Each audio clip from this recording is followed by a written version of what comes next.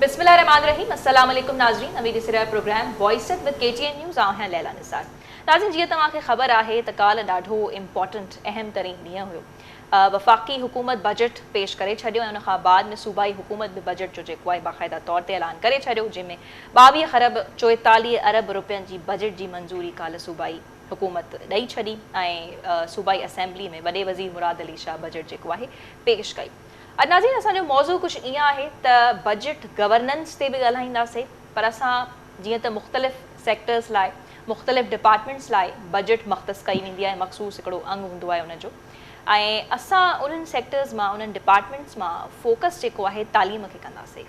त एजुकेशन खाते जे लाइ जेका हिन भेरे बजट जी जेकी रक़म बजट मख़्तस कई वई आहे दैट इज़ 353 अरब रुपया, उन ते असीं ॻाल्हि ॿोल कंदासीं त हाणे इहा जेकी बजट आहे कीअं इन जी गवर्नेंस थियणु घुरिजे, कीअं इहा डिस्ट्रीब्यूट कई वेंदी ऐं छा इन जो को फ़ाइदो थींदो या न। जीअं तव्हांखे ख़बर आहे त काल्ह ई इहा बि अनाउंसमेंट थी बजट में त 3 अरब रुपया उन्हनि स्कूल्स लाइ रखिया विया आहिनि जेके बोर्ड सबबि मुतासिर थिया हुआ। ऐं ॿिए तरफ़ असीं इहो बि प्रोग्राम में शामिलु कंदासीं त रीसेंटली हिकु रिपोर्ट आई आहे जंहिंजो रिसर्च टाइटल आहे towards a resilient education recovery from Pak's flood, जेके ही रीसेंट बोर्ड आई इन सबबि छा असांजो जेको तालीमी निज़ाम आहे यानी छा असां हिकु क्लाइमेट रिज़िलियंट एजुकेशन सिस्टम जी तरफ़ वञी सघूं था, इन ते जेको आहे हिकु तमामु सुठी रिसर्च थी आहे पाकिस्तान कोलिशन एजुकेशन जे पारां। उन ते असीं ॻाल्हि कंदासीं त उहा रिपोर्ट जेको आहे छा चवे थी ऐं उन रिपोर्ट जॾहिं पोस्ट फ्लड सिचुएशन ते गौर कयो उन बारे में उन्हनि काफ़ी शयूं ऐड कयूं आहिनि त बोर्ड खां बाद में जेकी तालीम जी सूरत हाल आहे, छो त तालीम यकीनन तमामु अहम सब्जेक्ट आहे ऐं ॾाढो ई असां त ख़ैर इन खे फॉर ग्रांटेड वठी छॾियो आहे त ठीकु आहे जेके ॿार स्कूल नथा वञनि उन्हनि ते आए ॾींहं असीं करे वेही करे ॻाल्हायूं था, हुकुमराननि खां सवाल त कयूं था, पर इहो इट सेल्फ तमामु घणो कंसर्निंग इशू आहे, सीरियस इशू आहे, जिते ॻाल्हाइण बि तमामु ज़रूरी आहे ऐं हुकुमराननि खां ख़ैर असीं तेसीं ताईं सवाल कंदा रहंदासीं जेसीं ताईं इन शइ जा असांखे सुठो हिकिड़ो कॉन्क्लूजन चऊं या आउटकम्स चऊं असांखे ॾिसंदे नज़र नथा अचनि। जेके ॿार स्कूल नथा वञनि उहे छो न पिया वञनि। सो अॼु काफ़ी पॉलिसी मेकर्स असां सां गॾु आहिनि, काफ़ी एक्सपर्ट्स आहिनि उन्हनि जो इन्हनि डिफरेंट डोमेन्स में, ख़ासि करे तालीम जी डोमेन में ऐं बजट गवर्नेंस जी जीअं ॻाल्हि कई त हुन में ॾाढी सुठी एक्सपर्टीज़ आहे। उन्हनि सां ॻाल्हाईंदासीं त हू छा तजवीज़ूं ॾियनि था, इन बजट खे कीअं ॾिसनि पिया ऐं असीं फोकस जेको आहे नाज़रीन तालीम ते कंदासीं। सो बहरहाल महिमान जो तारुफ़ तव्हां सां करायां पई। मूंखे स्टूडियोज़ में जॉइन कयो आहे प्रताप शिवानी साहब जेके CEO आहिनि थर एजुकेशन अलायंस जा।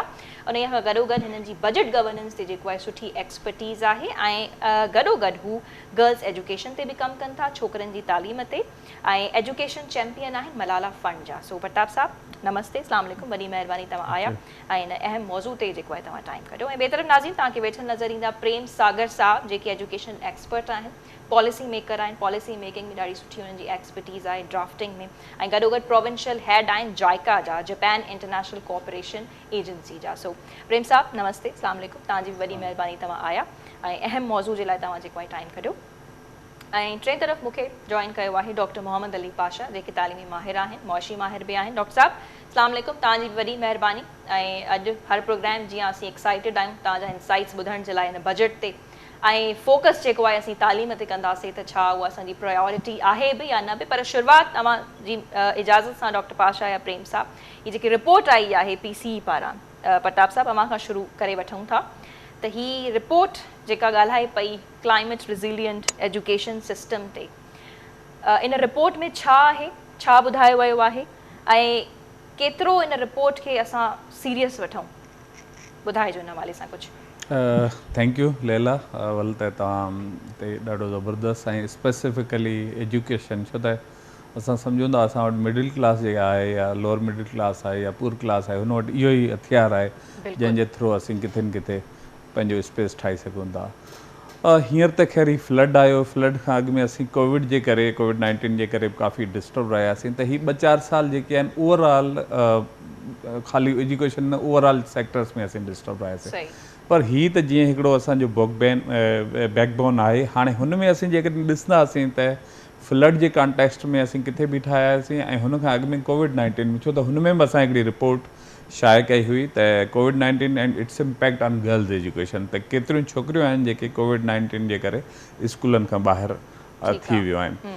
हाणे जेका हींअर आई आहे ही जेका तव्हां सवेल रिपोर्ट जो डिस्कस बि कयो towards a resilient education recovery from Pakistan flood, ही हिकिड़ो इदारो आहे Pakistan coalition for education Islamabad base, ऐं हुन मलाला फंड जे सहकार सां ऐं पाकिस्तान एजुकेशन चैम्पियन नेटवर्क जे तावन सां इहा रिपोर्ट जेका आहे रिसर्च कराई, ऑन ग्राउंड ॾिठियूं शयूं कीअं आहिनि, कहिड़े हिसाब सां आहिनि, पोइ उहा फीडर लेवल ते लॉन्च थी, एंड देन इन सिंध थर एजुकेशन अलायंस तरफ़ां असां इनखे लॉन्च बि कयो ऐं एजुकेशन डिपार्टमेंट खे ऑन बोर्ड बि कयो सभिनी शयुनि ते। हुन में असां ॾिठो कि जनरली जेके कुझु शयूं आहिनि आउं तव्हां सां शेयर कंदुसि त हिन टाइप जी एमरजेंसी जी जॾहिं बि का सिचुएशन थिए थी, डिज़ास्टर कंहिं बि कॉन्टेक्स्ट में अचे थो, त असां वटि पहिरें इहो चयो वञे त स्कूल बंदि कयो, ऐं ॿार आहिनि, ॿार जी प्रोटेक्शन आहे, सेफ्टी आहे, उन हवाले सां असां मेयर वठूं था ऐं चलो ठीकु आहे, पोइ ॾिसंदा आहिनि हालात कीअं आहिनि, हालात जे हिसाब सां असां फर्दर मोर डिसीशन कंदा आहियूं। पर इहे ऑलमोस्ट जेके बि शयूं आहिनि उहे on the spur of the movement decide थींदियूं आहिनि, उनजी कोई लंबी चौड़ी प्लैनिंग जो पार्ट न हूंदियूं आहिनि त असां शयुनि खे इन फ्यूचर फोरकास्ट कीअं करूं था, कहिड़े हिसाब सां हूंदा हिन। अच्छा, ॿियो जेको असां ऑब्ज़र्व कयो आहे हिन टाइप जी सिचुएशन में त हलो ठीकु आहे स्कूल बंदि थी वञनि था त पोइ ॿार केॾांहुं था वञनि। हिकिड़ो त पाकिस्तान बदकिस्मती तां क्वालिटी ऐं क्वांटिटी ॿिन्ही खे टैकल करे पियो। आउट ऑफ स्कूल जो बि तइदादु पाकिस्तान जो दुनिया में ॿिए नंबर ते आहे, नाइजीरिया पहिरियों नंबर आहे, तंहिंखां पोइ ॿिए नंबर ते आउट ऑफ स्कूल पाकिस्तान में आहे। ॿियो जॾहिं हिन टाइप जो सिचुएशन डेवलप थी थिए त असां उन्हनि ॿारनि खे इंगेज करण लाइ TLCs टेम्पररी लर्निंग सेंटर्स मुख़्तलिफ़ जेके डोनर आहिनि या ॿियूं UN जूं एजेंसीज़ आहिनि या असांजा लोकल इदारा या गवर्नमेंट आहिनि, हू पुश कंदा आहिनि त भई किथे न किथे ॿार इंगेज कनि, असां उन्हनि खे TLCs में मोकिलींदा आहियूं। हाणे TLCs में तव्हां मोकिलींदा आहियो त you don't have to see grading त कहिड़ी क्लास जो ॿारु आहे, हुन में उहो 5वीं क्लास जो वेठो आहे ऐं हिन में उहो वेठो आहे जेको कॾहिं स्कूल वियो ई न आहे। प्लस जेको तव्हां इंगेज कयो था हुते टीचर, हू वॉलंटियर हूंदा आहिनि ऐं हू वॉलंटियर हिकिड़े पर्पज़ लाइ न हूंदा आहिनि एजुकेशन जे लाइ, हुननि खे कंहिं मेडिकल कैंप लॻाई त वरी हू हुते बि इंगेज थींदा, वरी ॿियो केरु राशन वारो आयो त बि हू हुते ई इंगेज थींदा।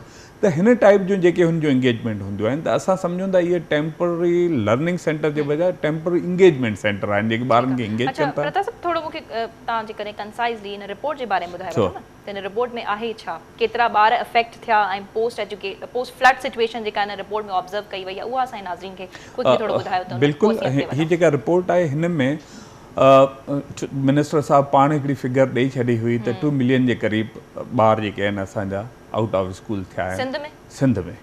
अच्छा, हुन सां गॾोगॾु जेके स्कूल डैमेज थिया आहिनि हू अर्लियर त फिगर 20,000 जी आई हुई, लेटर ऑन पोइ 16,000 प्लस स्कूल जेके आहिनि पार्शली या फुली डैमेज थिया आहिनि। ठीकु, असां फोकस कयो आहे लर्निंग लॉसिस ते त हुननि ॿारनि जे स्कूल डैमेज थियण जे करे, स्कूल बंदि थियण जे करे उन्हनि जा लॉसिस कहिड़ा थिया आहिनि ऐं 5-8 असां रिकमेंडेशन ॾियूं आहिनि त वे फॉरवर्ड छा थो थिए। असां बजाए हुनजे कि असीं डेटा फोकस्ड रहूं, छो त जॾहिं बि डेटा जी ॻाल्हि अचे थी त हिते कोऑर्डिनेशन इन विदिन डिपार्टमेंट में हिकिड़ो इशू आहे। ठीकु आहे, यानी रिपोर्ट में थर एजुकेशन अलायंस जेको आहे रिकमेंडेशन तजवीज़ूं पेश कयूं त छा थी सघे पियो। एग्जैक्टली, पर बहरहाल तव्हां ॾाढी इंपॉर्टेंट ॻाल्हि कई, जेको लर्निंग लॉस थियो आहे ॿारनि जो उनखे हिन रिपोर्ट में हाईलाइट कयो वियो आहे। त हाणे हुन मां निकिरजे कीअं, जंहिंजी आख़िर में नाज़रीन जेकी PC जे पारां इहा रिपोर्ट शाया थी आहे उन में आख़िर में तजवीज़ूं बि ॾिनियूं वयूं आहिनि। ॿियनि महिमाननि तरफ़ हलूं था, बाद में पोइ असीं तव्हांजे तरफ़ ईंदासीं। प्रेम साहब, तव्हां बि जेकॾहिं रिपोर्ट जे बारे में कंसाइज़ली कुझु ॿुधाइणु चाहियो, ऐं हीउ वाक़ई में वॾो इशू आहे त लर्निंग लॉस जेको थियो आहे ॿारनि जो बोर्ड सबबु, यानी असीं अञा ताईं इन्हनि मसइलनि में घुतल आहियूं त फलाणे स्कूल जी बिल्डिंग जेको आहे ठही न ठही, ॿार जेको आहे स्कूल वञनि पिया न पिया वञनि, त यानी असांजे लाइ त ॾाढो अञा ड्रिघो सफ़र आहे तय करण लाइ। त इहे असां इन्हनि मसइलनि में फाथा पिया आहियूं, थोरो ॿुधाइजो हिन रिपोर्ट जे बारे में ऐं जेकी सवाल कयो। Thank U very much Laila, हिन ॾाढे अहम मौज़ू ते डिस्कशन घुराइण जे लाइ। जीअं तव्हां ॻाल्हि कई, कल्ह बजट अनाउंस थियो आहे ऐं बेसिकली हिन रिपोर्ट खे जेकॾहिं असां सिर्फ़ु हिकिड़ो टिप ऑफ द आइसबर्ग चऊं त उहा ग़लति न थींदो। उहा टिप ऑफ द आइसबर्ग ईअं आहे त जीअं हाणे प्रताप ॿुधायो त पाकिस्तान हिन वक़्तु जेको आउट ऑफ स्कूल चिल्ड्रन जो जेको तइदादु आहे उन में दुनिया में प्रताप साहब हाणे पहिरें नंबर ते आहे, ॿिए नंबर ते न आहे। छाकाणि गुज़िरियल 6 महीननि में नाइजीरिया जेके स्टेप्स एजुकेशन में वरिता आहिनि उन करे हाणे नाइजीरिया जो जेको आउट ऑफ स्कूल नंबर आहे उहो काफ़ी हद ताईं घटिजी चुको आहे। त इन करे we are actually unfortunately number 1 in the out of school children in the world, which is not something to be proud of, but which is something जंहिंजे लाइ असांखे ॾाढो अशेम्ड हुअणु घुरिजे। हाणे ॻाल्हि कयूं था त हिकिड़ो त उहे ॿार आहिनि जेके आउट ऑफ स्कूल आहिनि, उहो नंबर को बि हुजे, उहो जेकॾहिं UN जे कंहिं रिपोर्ट खे फोकस कजे या फेडरल जे कंहिं डेटा खे कजे या प्रोविंशियल जेको नंबर चवनि पिया उनखे कजे। पर मां त चवां थो बेशक जेकॾहिं 5 मिलियन बि आहिनि 4 मिलियन बि आहिनि whatsoever नंबर आहे, बट असांजो कॉन्स्टिट्यूशन चवे थो त हर ॿार जो तालीम बुनियादी हक़ आहे, त शायदि उहो भले हिकु ॿार बि हुजे त that is also a concern की असांखे उनजे राइट्स जी वायोलेशन थिए पई। Number first thing. Number second thing इहो आहे की जेका रिपोर्ट में जेके ॿार विदिन स्कूल्स आहिनि, हिकिड़ा त ॿार आहिनि ई आउट ऑफ स्कूल, पर हिकु बार जेके विदिन स्कूल्स आहिनि उन्हनि खे छा क्वालिटी पई मिले, उन्हनि जा लर्निंग आउटकम्स किथे पिया पहुचनि, उहो केतिरो सिखनि पिया, उन्हनि खे उन जा केतिरा लर्निंग लॉसिस थियनि पिया जेको कवर न थी सघंदा। माना हिकु ॿार जा जेकॾहिं 6 महीना गुज़री विया, साल गुज़री विया, 2 साल गुज़री विया, उहो टाइम फ्रेम वापसि असां उनखे मोटाए न ॾेई सघंदासीं। सही। असां चयो ठीकु आहे तव्हां दर्जो टिपाए छॾियो, तव्हां 7 में हुया हाणे तव्हां 8 में अची विया, पर 7 मां 8 में वञण सां उनजा जेके लर्निंग आउटकम्स आहिनि उहे त न इंक्रीज़ थिया, त अॻिते उनखे जेको ग्लोबल कॉम्पिटिशन आहे उन ॿार खे वधीक चैलेंज फेस करणा पवंदा। छाकाणि त उन 7 खां 8 ताईं सिर्फ़ु हिकु क्लास उहो क्रॉस कयो आहे, बट उनजा लर्निंग आउटकम उन अचीव न आहिनि कया।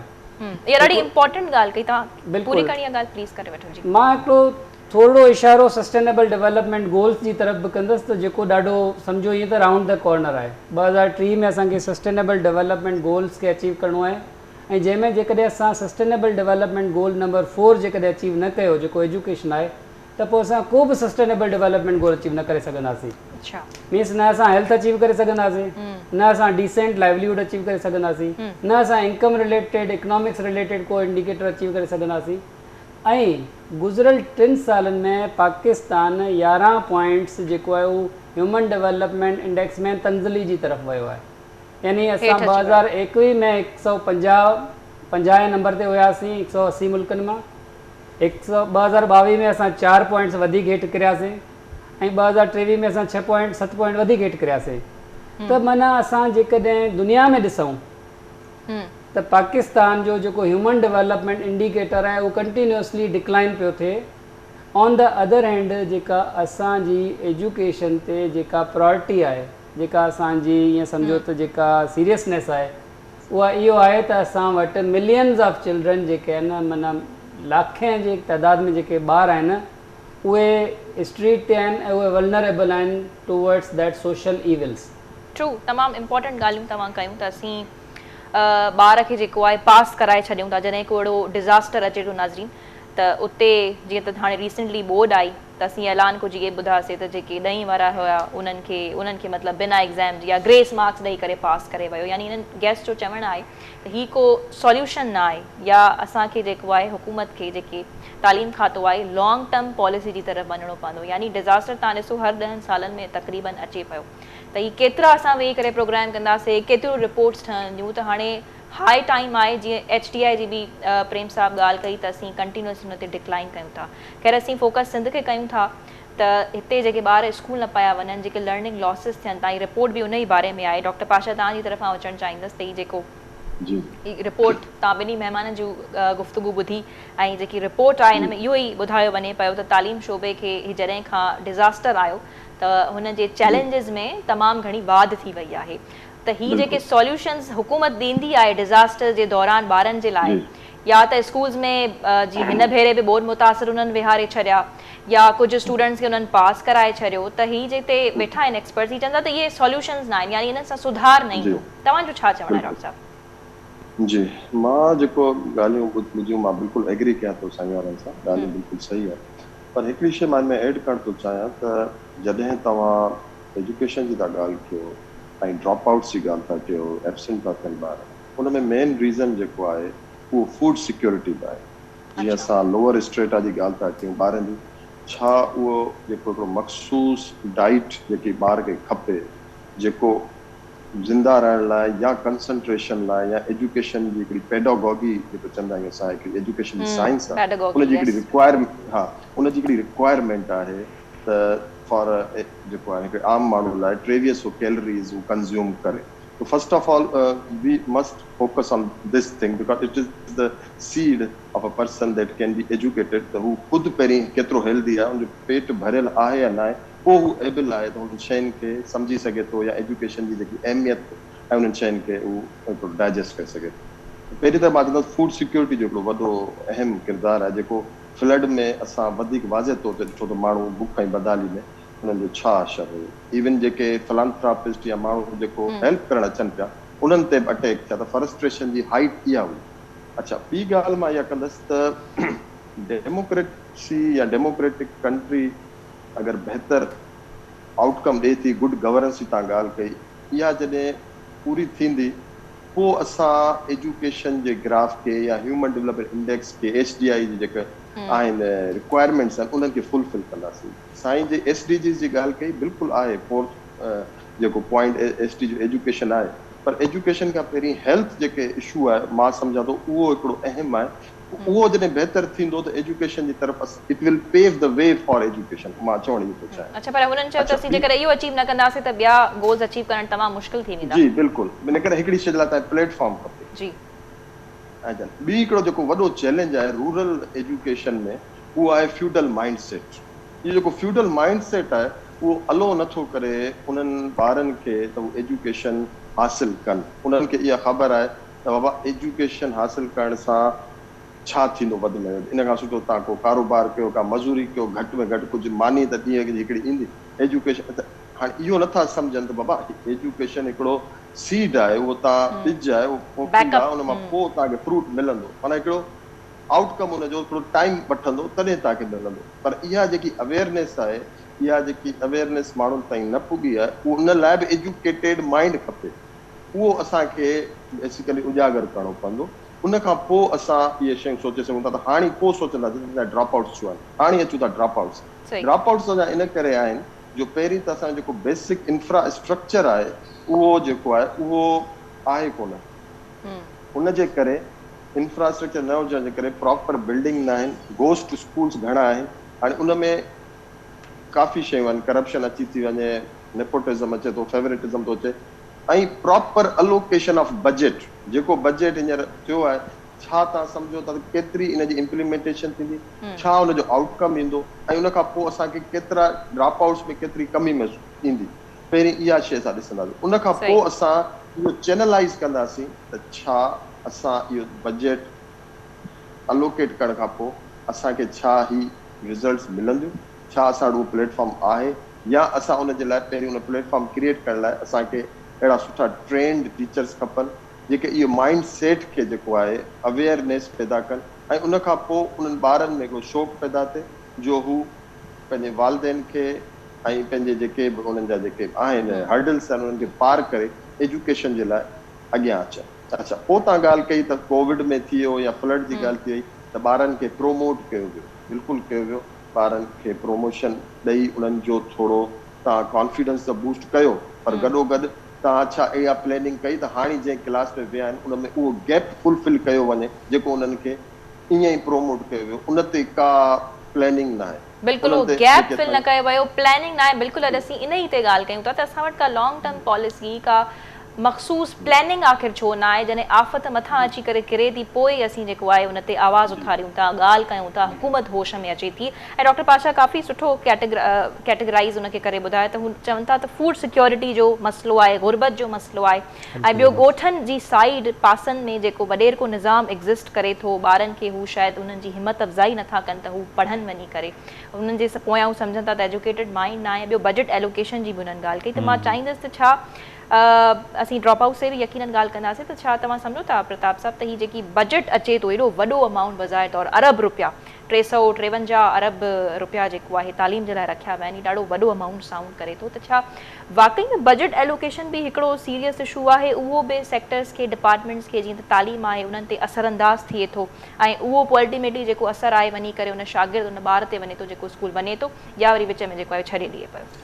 ॾिसो बजट जो जेकॾहिं असीं ॾिसंदासीं, तव्हां सही चयो त 353 अरब रुपया हिकिड़ी वॾी असांखे अमाउंट ॾिसण में अचे थी, पर पहिरीं ॻाल्हि इहा आहे कि बजट जेका हिननि खे रेज़ करणु खपे हिननि एतिरी न कई। अच्छा, इहा इनफ न आहे बजट? इहा इनफ न आहे। 327 अरब रुपया अॻे साल हुई, पर हुन खां अॻु में जॾहिं हुई उहा 275 अरब हुई, त उन्हनि 51 अरब रुपया लास्ट जेको आहे अॻे साल कयो, हिन साल जेको आहे उहो कोई 26-27 अरब रुपया इंक्रीज़ कई आहे। इन्फ्लेशन तव्हांजी ॾिसो, तव्हांजे डिज़ास्टर ॾिसो, हिननि खे अच्छा तंहिंखां पोइ रिसेंट रिक्रूटमेंट बि थी आहे, उहे ॾिसो। कुझु गवर्नमेंट जा स्टेप सुठा आहिनि, नो डाउट असां उन्हनि खे बि एप्रिशिएट कयूं था त स्कूल्स जे लाइ न ऐं पर्टिकुलरली नथो चवां त जनरल जेका बजट रखी आहे हुन जो हिकिड़ो परसेंटेज हा घटि आहे।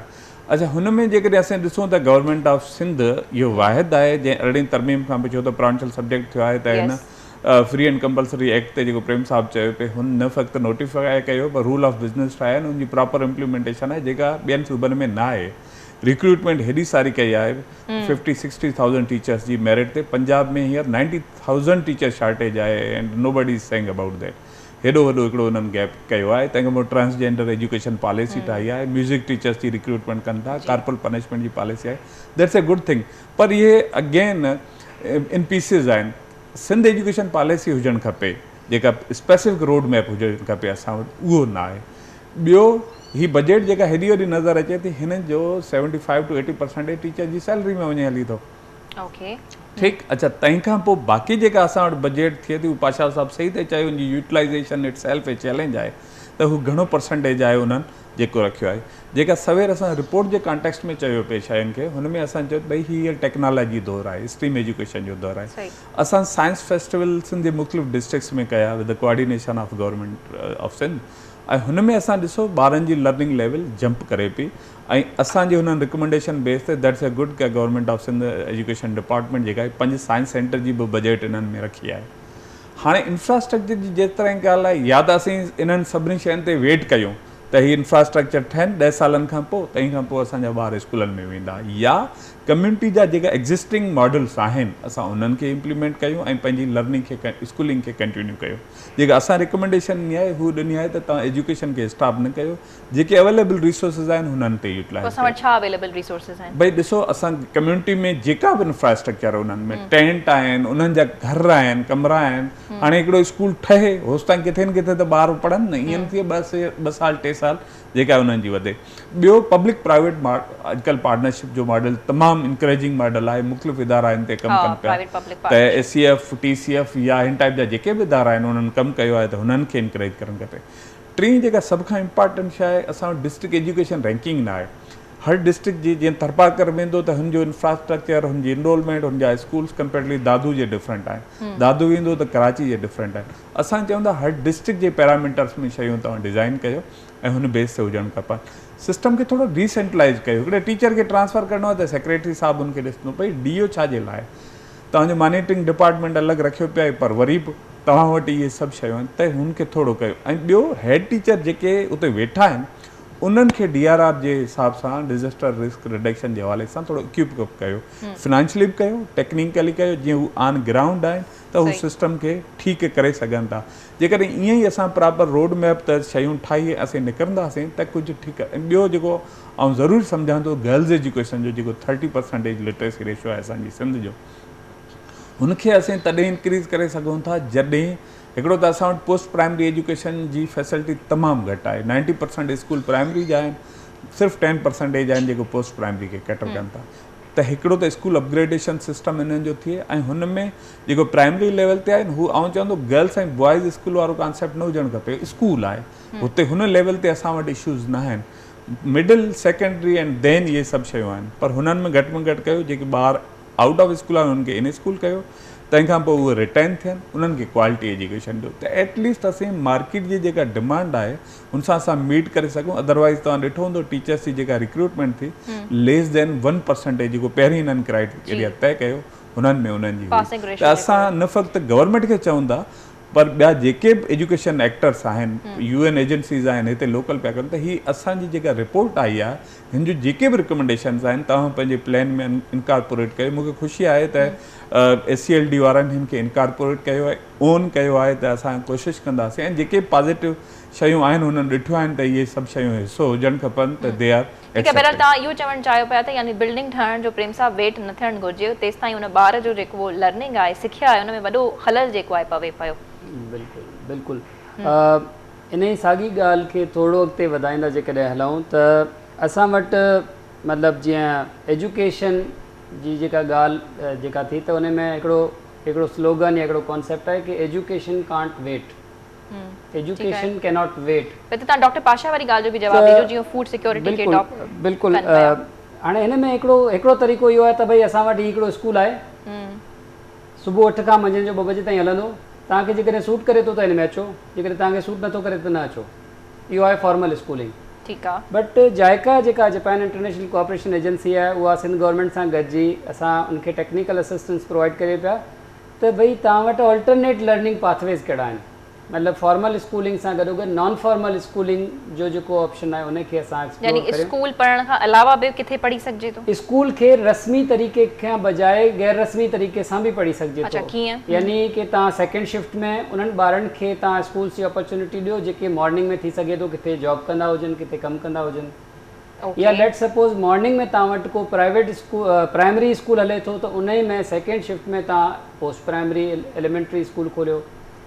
जेकॾहिं हिकु ॿार जी उमिरि 8 साल 9 साल थी वई आहे बट ॿार अञा ताईं आउट ऑफ स्कूल आहे, उनखे बजाए तव्हां 6 साल प्राइमरी लॻाइण जे यानी कच्ची ऐं प्लस में 5 साल तव्हां उनखे एक्सेलरेटेड करिकुलम जे थ्रू तव्हां 2.5 सालनि में उनजी प्राइमरी तालीम मुकमल कराए सघो था through the accelerated learning pathway इनखे चइबो आहे। त इहे उहे नॉन फॉर्मल वेज़ आहिनि जंहिंसां हिकु त तव्हां एग्ज़िस्टिंग इंफ्रास्ट्रक्चर में मल्टीपल टाइम्स जेको आहे तव्हां उन में मल्टीपल शिफ्ट तव्हां इस्तेमालु करे सघो था।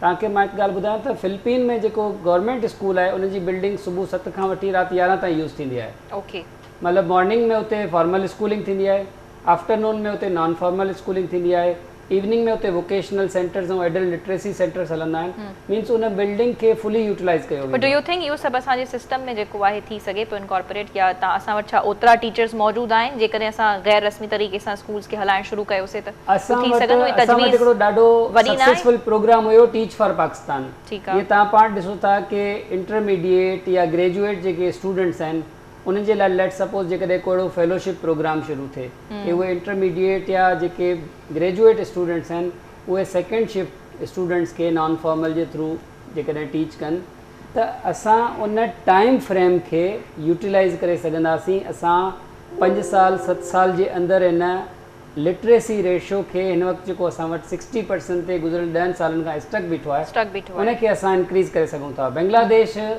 फिलिपीन, कंबोडिया इहे उहे सभु मुल्क आहिनि जिन 7 to 10 years जे अंदरि पंहिंजे लिटरेसी रेट खे 70 खां 90% ताईं। बट डू यू थिंक छा तालीम असांजी टॉप प्रायोरिटी में हुजणु घुरिजे, या ॿिया मसला असांजा एतिरा आहिनि जो तालीम जी तरफ़ ओतिरी असांजी तवजह न पई वञे?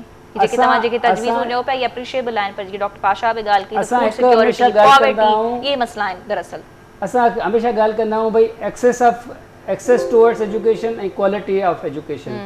असां रिलेवेंस ऑफ एजुकेशन ते ॻाल्हि न आहियूं कंदा। त जेका एजुकेशन असां वटि स्कूल्स में मिले थी पई उहा केतिरी रिलेवेंट आहे, उहा असांजी इकोनॉमिक नीड्स सां केतिरी रिलेवेंट आहे, उहा असांजी सोशल नीड्स सां केतिरी रिलेवेंट आहे। मिसाल जे तौर ते हिकु ॿारु आहे जेकॾहिं असां हुनखे कन्वेंशनल एजुकेशन सां गॾु वोकेशनल एजुकेशन सेखारियूं, हुनरी सिखिया ॾियूं त उहो ॿारु यकीनन इंटरमीडिएट ताईं या मैट्रिक टैक ताईं, जेको असां वटि पहिरियां हिकिड़ो कॉन्सेप्ट हुयो मैट्रिक टैक, जंहिंमें हुनखे टेक्निकल एजुकेशन बि मिलंदी हुई, त उहो ॿारु नौकिरी जो इंतज़ारु न कंदो हुयो, हुन वटि वोकेशन हूंदो हुयो ऐं उहो सेल्फ सस्टेन थी करे पंहिंजा इकोनॉमिक इशूज़ बि एड्रेस कंदो हुयो। पर अहिड़ी तालीम त असां वटि आहे ई न स्कूल्स में, यानी इन जे लाइ त मख़सूस ॿिया प्रोग्राम्स जेको आहे निकिरी अचनि था जीअं जो तव्हां ज़िक्र कयो। वोकेशनल स्कूल असां वटि स्टेप्ट आहे सिंध जो हिकिड़ो सिंध टेक्निकल एजुकेशन ऐं वोकेशनल ट्रेनिंग अथॉरिटी आहे। उन खां पोइ गवर्नमेंट ऑफ सिंध, जीअं साईं प्रताप जेके कुझु गवर्नमेंट जे सुठनि इनिशिएटिव्स जी ॻाल्हि कई, मां बि उन में 1-2 शयूं ऐड कंदो वञा त गवर्नमेंट ऑफ सिंध वटि हिकिड़ो मिडिल टेक प्रोग्राम बि आहे। ठीकु आहे, त उनखे प्रमोट कयो वञे। ऐं वोकेशनल एजुकेशन सां असां वटि छा थींदो, जो असांजे ॿारनि में ऐं असांजी जेका उन जा वालिदैन आहिनि उन में इहा डिपेंडेंसी न रहंदी त असांजो ॿार जेकॾहिं पढ़ंदो त उनखे नौकिरी न मिलंदी। न, मां इहो सम्झणु चाहियां पई त जिन तव्हां वोकेशनल प्रोजेक्ट्स जी ॻाल्हि कयो पिया या जिन सेंटर्स जो तव्हां ज़िक्र कयो था जेके सिंध हुकूमत सां लाॻापियल आहिनि, त उहे त अलॻि थी विया न। यानी मां सम्झणु चाहियां पई त स्कूल्स में असां छा ओड़ी टेक्निकल ट्रेनिंग या टेक्निकल एजुकेशन ॿारनि खे ॾियूं पिया? असां हिन वक़्तु तमामु नंढे पैमाने ते पायलट लेवल ते ॾियूं पिया। मां इहो रिकमेंड थो कयां त इनखे स्केल अप करण जी ज़रूरत आहे। ठीकु आहे। हिन वक़्तु जेको असां वटि इनिशिएटिव जेकॾहिं 50 या 100 स्कूल्स में हले पियो त उनखे स्केल अप करे 1000 स्कूल्स में स्कूल जी तादाद वधाई वञे। स्कूल्स जी तादाद न वधायूं, उन्हनि स्कूल्स में इन करिकुलम खे इम्प्लीमेंट कयूं, do U think your near future ताईं बि पॉसिबल थींदे नज़र अचे पियो तव्हांखे? इन खां अलावा असां वटि वे आउट न आहे। अच्छा, इन खां अलावा असां वटि छो वे त आउट न मां आहे। उहो ई चवां पई त असां साईं पाशा साहिब जी बेसिक मसइलनि खां जी प्लीज़ उन साईं पाशा साहिब जी ॻाल्हि खे अॻिते वधाईंदे त असां जेसिताईं एजुकेशन खे इकोनॉमिक एम्पावरमेंट सां लिंक न कंदासीं तेसिताईं असांजा पॉवर्टी जा, फूड इनसिक्योरिटी जा ऐं हेल्थ जा इशू बि हल न थींदा। ओके, सो When इन we will हिसाब connect सां the education with economic with the empowerment, market actually, त पोइ असांखे उहो जेके असांजी एजुकेशन आहे ठीकु। उहा ट्रांसलेट थींदी इकोनॉमिक वेलबींग में। सो तव्हांजे मुताबिक़ हिन वक़्त ताईं बि एजुकेशन असांजी टॉप प्रायोरिटी हुजणु घुरिजे। डॉक्टर पाशा, छा तव्हां इन ॻाल्हि सां सहमत आहियो त हू असांजी तालीम अहिड़ी हुजणु घुरिजे जो इकोनॉमिक मार्केट सां वञी करे मीट करे? जी जी बिल्कुलु। हाणे साईं जी ॻाल्हि कई बांग्लादेश जी, श्रीलंका जी, त मां हिन में ऐं फिलिपीन जी, त मां हिन में हिकिड़ी शइ ऐड कंदुसि ऐं हिकिड़ी सक्सेसफुल स्टोरी नज़र बचे थी। अगरि तव्हां बांग्लादेश जो हिकिड़ो केस स्टडी ॾिसो, ग्रामीण बैंक जो जेको यूनिस खान ॾिनी, उन छा कयो, उन लेडीज़ खे एम्पावर कयो। इन करे ॿार जेको आहे वधि में अॻिते चवंदो आहे पंहिंजी माउ सां, उहो हुनजो पहिरियों इंस्टीट्यूशन हूंदो आहे ॿार जो। ऐं उनजी मदर खे हुन जेको आहे माइक्रो फाइनेंस सां, यूनिस खान माइक्रो फाइनेंस करे उनखे पंहिंजे पेरनि ते बीहारियो वियो। ऐं ओवरऑल उन जेकी लेडीज़ हुयूं उन्हनि दर्ज़ाइप जो कमु शुरू कयो ऐं पंहिंजे पेरनि ते बीहरिया ऐं कमाइणु शुरू करे छॾियो। उनजो फ़र्क़ु 5-6 सालनि में एतिरो आयो जो बांग्लादेश जी GDP में फ़र्क़ु अची वियो ऐं इन ई वजह सां यूनिस खान खे नोबेल प्राइज़ मिलियो। अच्छा, गॾो गॾु वरी तव्हां जीअं साईं ॻाल्हि कई त economic empowerment gives us education nation, बिल्कुलु उन ई तरीक़े सां तव्हां ॾिसो त पोइ वरी हुनजो लिटरेसी रेट जेको आहे उहो इंक्रीज़ थियो ऐं ह्यूमन डेवलपमेंट इंडेक्स में बि हुननि जो वाज़े तौर ते हिकिड़ो नज़र आयो चेंज। असां वरी इन ई केस खे बेनज़ीर इनकम सपोर्ट प्रोग्राम सां अगरि असां कंपेयर कयूं त बेनज़ीर इनकम सपोर्ट प्रोग्राम में असां छा पार्ट कयूं? असां उन्हनि खे हींअर बि तक़रीबन 430 अरब हिन बजट में ॾिना विया आहिनि बेनज़ीर इनकम सपोर्ट प्रोग्राम में। पर छा असां इहा शइ कई आहे त ॿारनि जेके उन औरतुनि खे पैसा मिलंदा, उन्हनि जी पैसनि जी जॻह ते उन्हनि जे ॿारनि जे लाइ पैसनि जी जॻह ते उन्हनि खे किताब ॾिना वेंदा, उन्हनि खे यूनिफॉर्म ॾिनो वेंदो। जेसि ताईं उन्हनि जा ॿार स्कूल में एडमिशन न हूंदी त उन्हनि खे उहे पैसा कोन मिलंदा जेके उन्हनि खे 13-14 हज़ार मिलनि था। कुझु अहिड़ियूं शयूं असांखे चेंजिस आणियूं पवंदियूं जंहिंजी बेस ते कुझु ॾिसो, हिकिड़ी हूंदी आहे रेडिकल चेंज, ॿिया हूंदा आहिनि कॉस्मेटिक चेंज। रेडिकल चेंज जेके आहिनि उहे ई नेशन्स में को फ़र्क़ु आणंदियूं आहिनि। जेसि ताईं अगरि असां ॿाहिरां ई चेंजिस आणींदासीं त तव्हांखे आउटकम कोन मिलंदो। कुझु अहिड़ा असांखे इक़दाम खणणा पवंदा, जेको मां तव्हांखे हींअर हिकिड़ो एग्ज़ाम्पल ॿुधायो त if there are educated mother it will give us educated nations. साईं जेकी ॻाल्हियूं कयूं आहिनि बिल्कुलु सही आहिनि, मां 100% एग्री थो कयां, मगर जेसि ताईं असांजी औरतुनि खे एम्पावरमेंट न कयो पवंदो, उन्हनि खे एजुकेशन सही न मिलंदी, ओवरऑल उन्हनि खे अहमियत न ख़बर पवंदी एजुकेशन जी, तेसि ताईं उन्हनि जे ॿारनि में उहो एजुकेशन जो जेको अवेयरनेस आहे उहा पैदा न थींदी। ठीकु आहे, ठीकु आहे। इहो बि तमामु घणी सीरियस हिननि ॻाल्हि कई वुमेन एम्पावरमेंट जी, त हिकु औरत जेको आहे उहा जेकॾहिं पढ़ी लिखी थिए पई त उहो पंहिंजी औलाद जी तरफ़ उहा शइ ॾाढी सचाई सां ऐं सुठे नमूने पास करे पई। पर असां वटि त हिन मौज़ू थे बि का तवजह कोन ॾिनी वेंदी आहे। जीअं डॉक्टर पाशा ॻाल्हि कई प्रताप साहब बिस्प प्रोग्राम जी, त असीं उन्हनि औरतुनि खे एम्पावर करण जे बदिरां असां हुननि खे जेको आहे लोड़ाए रहिया आहियूं, ड्रिगिन कतारनि में हुननि खे बीहारे रहिया आहियूं त उहे अची करे पैसा हुननि खे जेके 5 रुपया मिली वञनि था त उन्हनि मां थोरो सौदो या राशन जेको आहे वठी वञनि थियूं। त इन ॻाल्हि सां तव्हां केतिरो इतफ़ाक़ कंदो? ॾिसो, पाशा साहब बिल्कुलु सही ॻाल्हि कई आहे ऐं मुंहिंजे ख़्याल में हिन जा सभु BISP जा सभु कंपोनेंट्स आहिनि। उन्हनि में हिकिड़ो वसीला तइलीम बि आहे, हुननि वसीला रोज़गार आहे। हिननि मुख़्तलिफ़ शयुनि जे थ्रू उन्हनि शयुनि खे कनेक्ट करण जी गवर्नमेंट कोशिशि कई आहे ऐं नो डाउट हेॾा मुख़्तलिफ़ प्रोग्राम्स आया आहिनि, गवर्नमेंट जा इनिशिएटिव्स आया आहिनि। असां वटि जॾहिं बि डेटा जी ॻाल्हि अचे थी त BISP ई खणूं था। असां वटि हिकिड़ो सुठो कमु थियल हो हुननि जो। हाणे हिन खे जेकॾहिं अञा प्रॉपर वे में ॿियूं शयूं जीअं प्रेम सागर चयो पिए की भई असां जेसि ताईं ईअं न सम्झंदासीं की हीअ एजुकेशन इन्हनि सभिनी शयुनि सां किथे न किथे इनकॉर्पोरेट करणु, इन्हनि खे जॉइंट वठी अचण जी ज़रूरत आहे, ओसि ताईं असां वटि को वे फॉरवर्ड न मिलंदो। ऐं ॿी ॻाल्हि जेका आउट ऑफ स्कूल चिल्ड्रन जी ऐं न्यूट्रिशन जी जेका हेल्थ जी पाशा साहब ॻाल्हि पे कई, त ऑन ग्राउंड जेकॾहिं ॾिसिजे त नो डाउट हेल्थ ऐं न्यूट्रिशन ऐं इहे इशूज़ पंहिंजी जॻह ते आहिनि। हाणे हींअर असां वटि अॻु में इहो चवंदो उस्ताद न आहिनि, हलो हाणे उस्ताद अची विया, स्कूल बि तव्हां वटि अची विया। काफ़ी हंधनि ते असां ॻोठ ॾिठा आहिनि, इवन शहर बि ॾिठा आहिनि। हाणे उते रूरल में त चलो इशू आहे, अर्बन में कहिड़ो इशू आहे जंहिंजे करे ॿार ड्रॉप आउट था थियनि। त त कुछ कम्युनिटी जी भी रेस्पॉन्सिबिलिटी थी थी त असां रुगो ब्लेम न करूं कि गवर्नमेंट जे हम ते आहे। गवर्नमेंट असांखे जेकॾहिं रिसोर्सिस ऑन डोर ॾेई छॾिया आहिनि त कम्युनिटी उन्हनि शयुनि जी ओनरशिप नथी करे। स्कूल जी ओनरशिप SMC जे हिसाब सां थिए थी, जॾहिं पैसा अचनि था स्कूल मैनेजमेंट कमेटी जो चेयरमैन बि हुन में इन्वॉल्व थो थिए बाक़ी शयुनि में, छो त हुन में असांखे लॻे थो कि 2 पैसा इन हिसाब सां थी वेंदा आहिनि। पर जे हा स्कूल स्टाइपेंड बि गवर्नमेंट ॾिना आहिनि, ॿारनि खे फीमेल खे 6 ऑनवर्ड्स स्टाइपेंड में मिले थो। अटेंडेंस ऐं एनरोलमेंट में वॾो फ़र्क़ु आहे। जेके स्पेशली गर्ल्स जूं जेके 6 ऑनवर्ड्स आहिनि 5th ऑनवर्ड्स आहिनि त उन्हनि जे लाइ इहो हिकिड़ो इशू आहे ऐं चैलेंज आहे। मुंहिंजे ख़्याल में कम्युनिटी जी ओनरशिप हुजणु खपे। ऐं ॿी ॻाल्हि, हाणे इलेक्शन नज़दीक आहे, असांखे इहो बि ॾिसणो पवंदो त पॉलिटिकल पार्टीज़ जी मैनिफेस्टो में तव्हां जीअं चयो पिया एजुकेशन असांजी प्रायोरिटी आहे या न आहे, असां एजुकेशन खे रखियो किथे आहे। असांजा जेके असांजी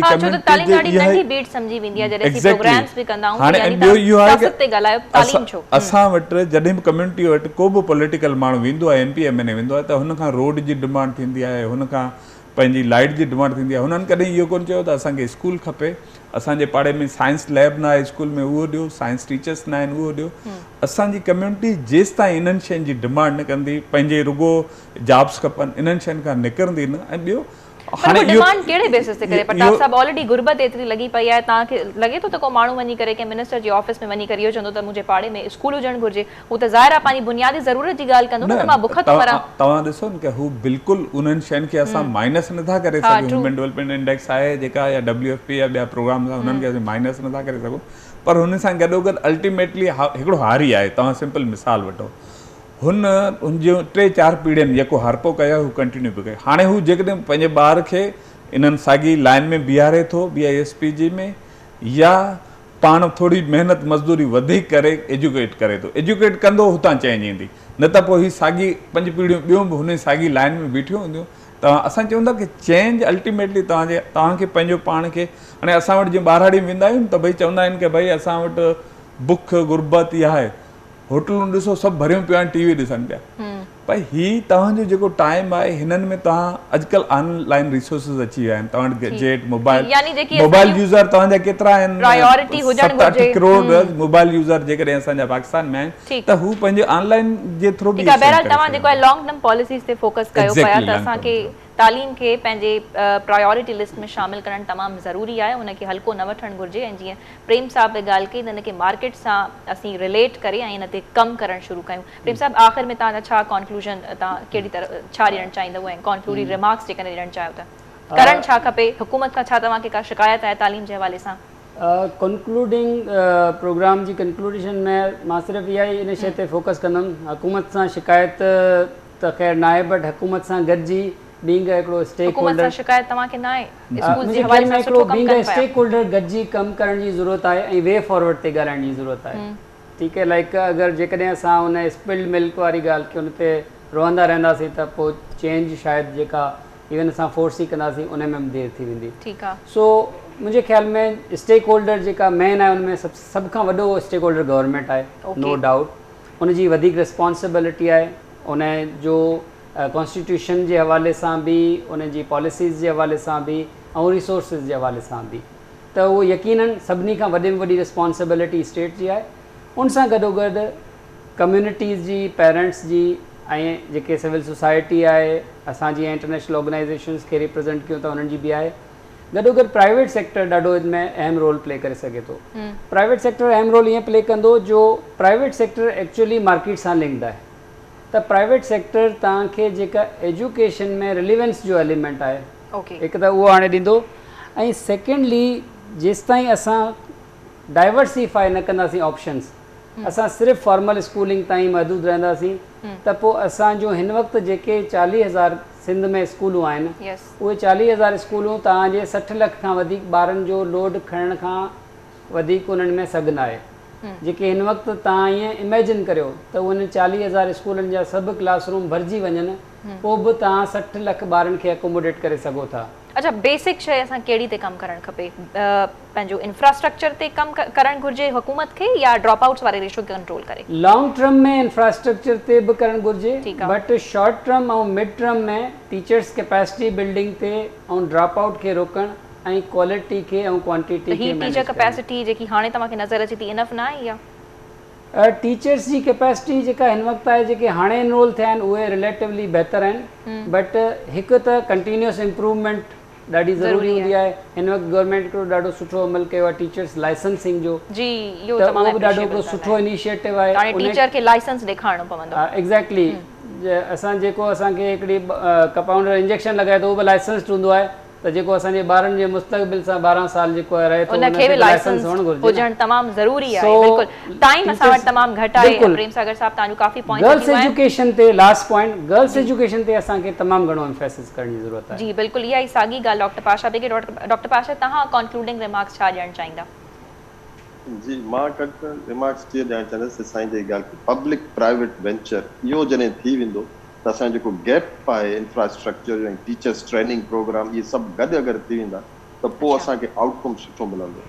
त इहो मां सम्झां थो हिकिड़ो अहम रोल अदा करे सघे थो अगरि असांजा पब्लिक स्कूल जा जेके टीचर्स ऐं प्राइवेट स्कूल जा टीचर इन्हनि गॾु वेही ट्रेनिंग कोर्सिस कराया वञनि त जीअं हुतां जा हैंडलिंग कीअं थी थिए ॿार जी ऐं ॿार खे कीअं आउटकम ॾिनो उनजे स्किल ते वधीक कमु कयो वञे। हीउ जेको रटाफिकेशन ऐं इन मां ॿार खे कढी उनखे स्किल ॾिनी वञे। इन करे हींअर जेको दौरु अचे पियो ग्लोबलाइज़ेशन जो उन में असांजो जेको कोर्स आहे जेको असांजो आउटलाइन जेके कोर्स आउटलाइन आहिनि उहो असांजो ॿारु किथे कॉम्पीट करे सघंदो। असांजो ॿारु तॾहिं ई कॉम्पीट करे सघे थो जॾहिं हुनखे असां स्किल ते कमु कयूं ऐं बिहेवियरल इशूज़ ते। ठीकु आहे, तव्हांजो पॉइंट अची वियो डॉक्टर पाशा। तव्हां पब्लिक बहरहाल टिनी महिमाननि जेको आहे पब्लिक प्राइवेट पार्टनरशिप ते एम्फसाइज़ कयो आहे त उन ते जेको आहे कमु थियणु घुरिजे। ऐं उनखां अलावा जीअं त प्रेम सागर साहब बि ॻाल्हि कई त लॉन्ग टर्म पॉलिसी में असां जेकॾहिं स्कूल्स खे या तालीम खे बहितर करिणो आहे त इंफ्रास्ट्रक्चर ते तवजो ॾियण जी शदीद ज़रूरत आहे। छो त असीं जॾहिं सरकारी स्कूल्स जी हालति ॾिसूं था त कंहिंजी आख़िर दिलि चवंदी त हू पंहिंजे ॿारनि खे सरकारी स्कूल्स में मोकिले, पर ख़ैर सरकार कमु शायदि करे पई ऐं जेकॾहिं असीं उन ते रिसर्च करणु लॻूं था त थोरी घणी ख़बर पवे थी त हा थोरो थोरो कमु ज़रूरु थिए पियो। ऐं जीअं महिमाननि बि ॻाल्हि कई त असांजी एज़ अ कम्यूनिटी बि ज़िमेदारी असां ते पवे पई त असीं बि पंहिंजे ॿारनि खे जेको आहे उन्हनि जी हिमत अफ़ज़ाई कयूं, उन्हनि खे स्कूल मोकिलियूं बदिरां इन जे त उन्हनि खे असीं कम ते मोकिले छॾियूं था। हा ठीकु आहे, असीं हिकु थर्ड वर्ल्ड कंट्री आहियूं, गुरबत हिते जाम आहे, हू कमु जेकॾहिं कनि था पर उन्हनि जी तालीम एटलीस्ट तव्हां मेक श्योर कयो त मुतासिर न थिए। सो बहरहाल असीं अञा इन ते प्रोग्राम कंदासीं। छोकिरियुनि जी तालीम जो हिकु अलॻि इशू आहे असांजे मुआशरे में प्रिवेल करे पियो ऐं खोड़ हिन ते गुफ़्तगू थी सघे पई, टाइम जी कमी कोताही आहे, पर अॼु असीं कोशिशि कईसीं त बजट गवर्नेंस उहा उन ते असीं ॻाल्हि कयूं ऐं जेकी बुनियादी तालीम जा मसइला आहिनि उहे कहिड़ा आहिनि ऐं कंहिं ते तवजो ॾियण जी शदीद ज़रूरत आहे। ख़ासि करे जॾहिं आफ़त अचे थी त असांखे सुठा क़दम खणी करे ऐं प्रॉपर प्लैनिंग करे लॉन्ग टर्म प्लैनिंग असांजी हुजणु घुरिजे ऐं पोइ शायदि असां जेको आहे तरक़ी जी तरफ़ वञी सघूं था। सो बहरहाल इजाज़त ॾींदा, मुलाक़ात थींदी ईंदड़ हफ़्ते। अल्लाह हाफ़िज़।